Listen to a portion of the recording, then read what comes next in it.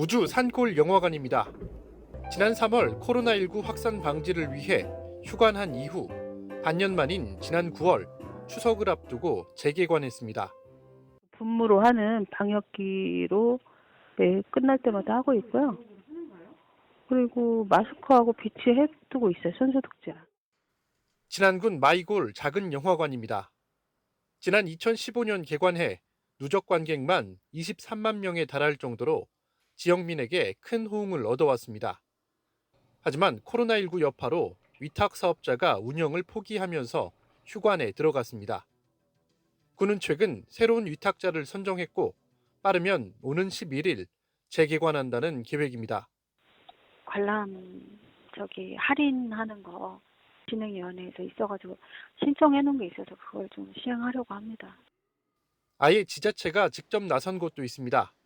완주군은 민간 위탁의 경우 운영 중단이 재발할 우려가 있다며 직접 운영을 검토 중입니다. 장수군 역시 임대사업자 선정을 완료했다며 영화관 재등록 후 상영을 재개한다는 계획입니다. 농촌 지역의 문화 창구 역할을 해온 작은 영화관이 속속 재개관을 준비하고 있습니다. BTV 뉴스 유철미입니다. 전북도가 청년 일자리 공모 사업에 국비 198억 원을 확보했다고 밝혔습니다. 이는 지역 주도형으로 모두 78개 세부 사업이 선정돼 경북과 대구에 이어 전국 세 번째 규모입니다. 국비 확보를 통해 전북도는 2,100여 개의 청년 일자리 창출을 기대했습니다. 이번 사업은 지역 정착 지원형과 창업 투자 생태계 조성, 민간 취업 연계와 코로나 대응형 등 모두 4개 유형별로 추진됩니다. 새만금 해수유통을 추진하는 공동행동은 도민의 65.2%가 새만금의 해수유통을 찬성한다며 전북도의 결단을 촉구했습니다. 단체에 따르면 한국사회정치여론연구소 의뢰 설문 결과 도내 모든 지역에서 새만금 해수유통에 찬성하는 비율이 50% 이상으로 높게 나타났습니다. 반면 해수유통 반대 여론은 11.8%, 잘 모르겠다는 무응답 비율은 23%였습니다.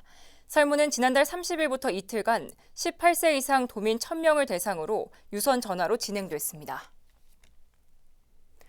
옛 대한방직 부지를 과연 어떻게 개발할지를 두고 시민공론화위원회가 운영 중입니다. 최근 이번 공론화 과정의 핵심인 시나리오 워크숍이 진행됐는데요. 최종 3가지의 안이 도출됐습니다. 어떤 방향이 나왔고 향후 절차는 어떻게 되는지 살펴봤습니다. 엄상현 기자입니다. 시민공론화위원회가 시나리오 워크숍을 통해 도출한 옛 대한방직 부지 개발 방향은 모두 3가지입니다. 첫 번째 안은 충분한 미래 성장 동력과 일자리 창출 공간입니다. 금융과 IT, 지식 기반의 첨단 산업 기능을 입힌다는 시나리오입니다. 이번 개발의 가장 큰 쟁점인 토지 용도 변경을 최소화할 수 있다는 장점이 있지만 금융 기능의 경우 이미 추진 중인 혁신도시와의 중복이 우려된다는 단점도 있습니다.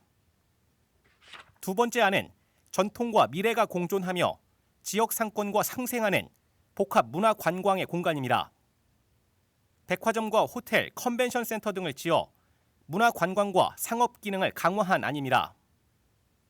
개발 주체인 자광의 사업 계획과 가장 근접한 시나리오로 다만 교통난 그리고 지역 상권 상생에 대한 우려가 나올 수 있습니다.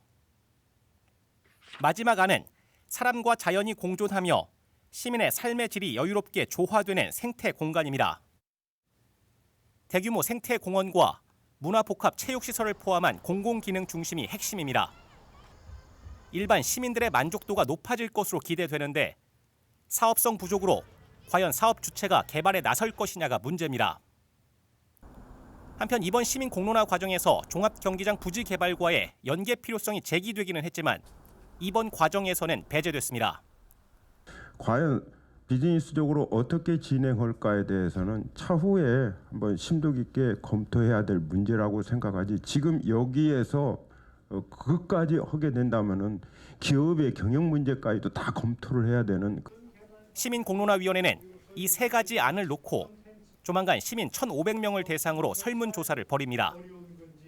이 과정에서 120명의 마지막 논의를 위한 시민 참여단이 결정됩니다.